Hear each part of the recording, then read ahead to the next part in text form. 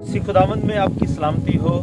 रोज़ों के अयाम चल रहे हैं और आज मैं भी चाहता था कि आज हम रोज़ों के बारे में बात करें। रोज़ा मसीही रूहानी ज़िंदगी में से अगर रोज़े का तस्वर निकाल दिया जाए ना, तो ये एक ज़िंदगी एक महज एक खोखली ज़िंदगी रह जाती है। खुदावंद यीशु मसीह ने जैसे ही अपनी खिदमत का आगाज़ किया, बपतिस्मा लेने के बाद पहला काम जो हुआ वो 40 रोज़ा एक रोज़े का क़याम अमल में आया। और जैसे ही वो रोज़े की ज़िंदगी से इस बियाबानी सफ़र को तय करके वो निकले, तो हम देखते हैं कि जिस तरफ खुदावंद यीशु मसीह जा रहे हैं, मौजज़ात हो रहे हैं, ज़िंदगियों में तब्दीली का काम हो रहा है, लोग अपनी ज़िंदगियों पर पछता रहे हैं, उनके पास आ रहे हैं। आज जैसा कि हम देख रहे हैं कि रोज़ों के अयाम गुजर रहे हैं, बहुत सारी कलीसियाँ बाकायदगी से रोज़ा रखती हैं और कुछ जो हैं वो इन रोज़ों की मुखालफत करती हैं। हालांकि किसी भी चर्च में आप जाके देख लें, वहाँ रोज़े के तल्लक से तालीम ज़रूर दी जा रही है, लेकिन रोज़ा रखने के बारे में मुखालफत की जाती है।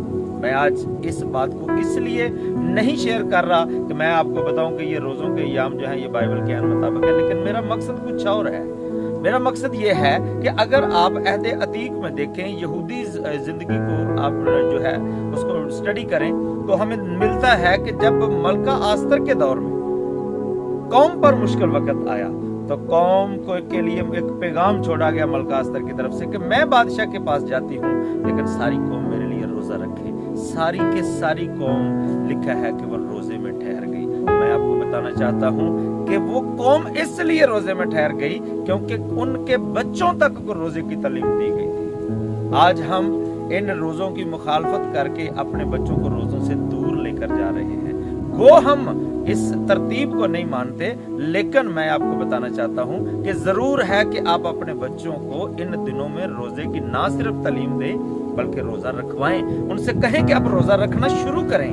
जितनी देर का वो रोजा रख सकते हैं उनको रखवाएं। छोटे छोटे बच्चे हैं, 3-3 घंटे का, 6-6 घंटे का, 10-10 घंटे का, उनको बोलें कि आप रोजा रखें। रोजा के मुख्तलिफ औकात हमें बाइबल मुकद्दस में मिलते हैं, लेकिन मेरा मकसद जो है वो ये है कि खुदा का कलाम फरमाता है कि लड़के की उस राह पर तरबियत कर जिस पर उसे जाना है, वो बूढ़ा होकर भी उससे नहीं मुड़ेगा।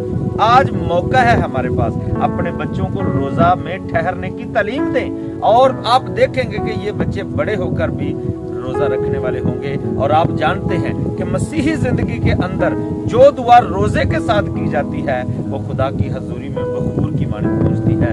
खुदावंद ने उनका जवाब देता है। नैनवा के लोग वैसे भी दुआ कर सकते थे, लेकिन उन्होंने फैसला कर लिया कि शीरखार बच्चे, जानवर तक जो है वो रोजे की हालत में ठहरेंगे, और खुदा ने उनकी फरियाद को सुना। मैं आज आपको बताना चाहता हूं कि आज अपने बच्चों को सिखाएं रोजा का मकसद, रोजा की अफादियत, रोजा का अजर क्या है, और उनको रोजा में ठहरना सिखाएं। रोजा की तालीम उनको दें और उनको कहें कि बेटा रोजे की हालत में ठहरना सीखो, ताकि हमारी मसीही कौम आज जिन मुज़ालम का शिकार है, खुदावंद उनसे इनको रहाई दे सके। ऐसा ना हो कि कभी मुश्किल वक्त हमारी कौम पर आए और लोगों को रोजे का कहा जाए और कोई रोजा रख ना सके। कहते अतीक में आप देखें, लोगों ने 3-3 दिन का, कौमों ने मिलकर 3-3 दिन का रोजा रखा है। तो कैसे? क्योंकि उनको शुरू से ये बात सिखाई गई थी। यहूदी कौम शुरू से अपने बच्चों को तालीम देती रही है रोजे के बारे में, और आज जिस कामयाबी और कामरानी की वो जिंदगी गुजार रहे हैं वो हम सबके सामने है। मेरी दुआ है कि हम भी अपने बच्चों को रोजा रखना सिखाएं, उनको बताएं, ताकि उस बरकत को पा सकें जो खुदा ने हमारे लिए रख छोड़ी है। सो खुदावंद आप सबको बरकत दें। God bless you.